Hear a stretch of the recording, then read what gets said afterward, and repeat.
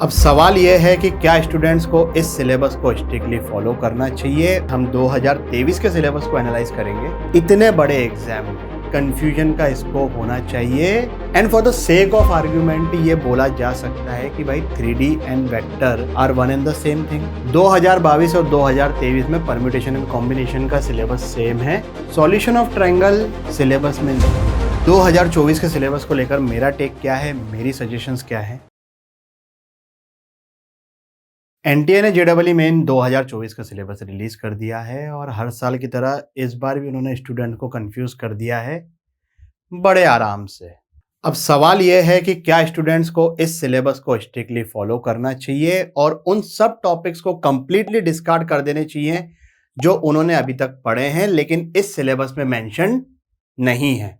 इस चीज को आंसर करने के लिए हम 2023 के सिलेबस को एनालाइज करेंगे और देखेंगे कि क्या ये syllabus word by word follow हुआ है या नहीं।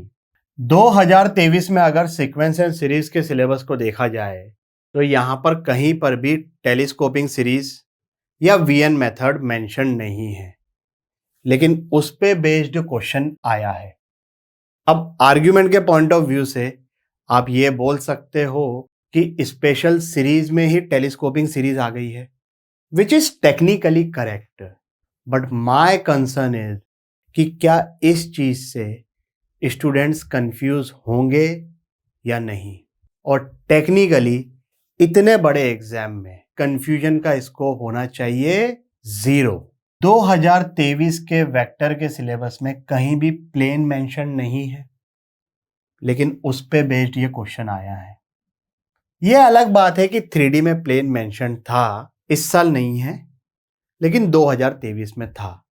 And for the sake of argument ये बोला जा सकता है कि भाई 3D and vector are one and the same thing.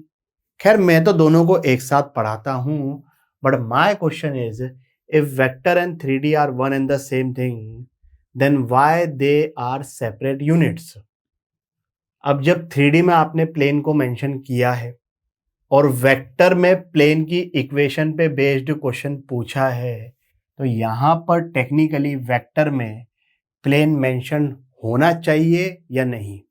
2022 और 2023 में परम्यूटेशन एंड कॉम्बिनेशन का सिलेबस सेम है, यहां पे लिखा हुआ है सिंपल एप्लीकेशंस।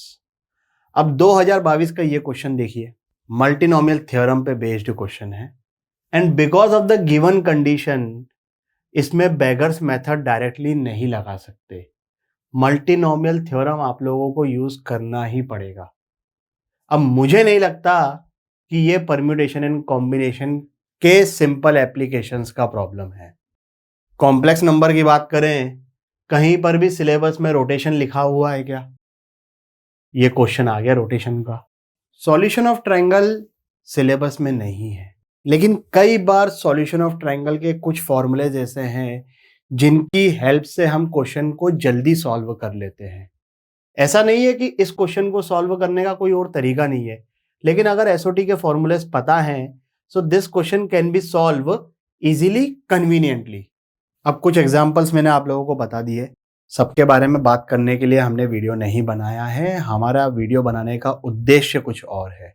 उद्देश्य है कि सिलेबस को देखकर जो आप लोगों को कंफ्यूजन आया है वो कंफ्यूजन मैं चाहता हूं कि कंप्लीटली दूर हो जाए। 2024 के सिलेबस को लेकर मेरा टेक क्या है, मेरी सजेशंस क्या है। जिस तरीके से आप अभी तक पढ़ाई कर रहे थे उसी चीज को कंटिन्यू रखिए। हाँ, ये जो 2 चैप्टर्स हैं, मैथमेटिकल रीजनिंग और मैथमेटिकल इंडक्शन, जो कि कंप्लीटली डिलीट कर दिए गए हैं, उनको छोड़ दें। बाकी सब टॉपिक्स के बारे में इतना मत सोचो। सिलेबस में मेंशन नहीं भी है, बट उनका डायरेक्ट या इनडायरेक्ट यूज कहीं और आ सकता है।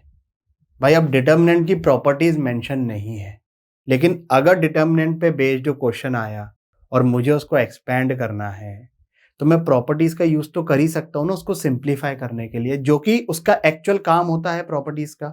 जितना ज्यादा सिलेबस को लेके सोचोगे उतना अपना टाइम वेस्ट करोगे and this time is very very important. अब वीडियो के एंड में मैं बाकी लोगों की तरह कोई कोर्स सेल नहीं करूँगा, बस एक छोटी सी रिक्वेस्ट है कि अगर ये वीडियो आप लोगों को हेल्पफुल लगा है तो लाइक करिए, कमेंट करिए और अपने दोस्तों के साथ भी शेयर करिए। All the best.